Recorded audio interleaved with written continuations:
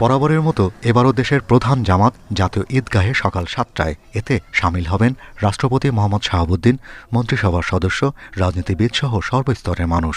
ইমামতি করবেন বায়তুল মোকাররম জাতীয় মসজিদের খতিব মাওলানা মোহাম্মদ রুহুল আমিন।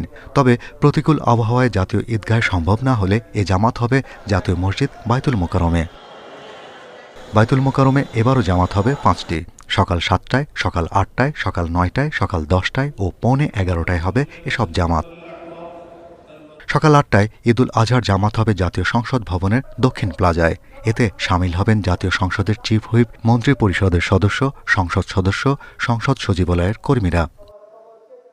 ঢাকা বিশ্ববিদ্যালয়ের কেন্দ্রীয় মসজিদে সকাল ৮টায় ও ৯টায় হবে ২টি জামাত। এছাড়া সলিমুল্লাহ মহসিন হল মসজিদে সকাল ৭টায় ও ড. মোহাম্মদ শহীদুল্লাহ হল, ফজলুল হক মুসলিম হলের খেলার মাঠে জামাত হবে সকাল ৮টায়।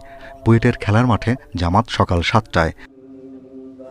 গুলশান সেন্ট্রাল মসজিদ ঈদগাহে ৩টি জামাত হবে সকাল ৬টায়, সকাল ৭টায় ও ৯টায়। ধানমন্ডি ৩ নম্বর রোডে এনায়েত মসজিদে সকাল ৭টায়, ৭ নম্বর রোডে বায়তুল আমান মসজিদে সকাল ৮টায়, বারোট এর তাকওয়া মসজিদে সকাল ৮টায়, সোবহানবাগ মসজিদে সকাল ৮টায় হবে ঈদ জামাত।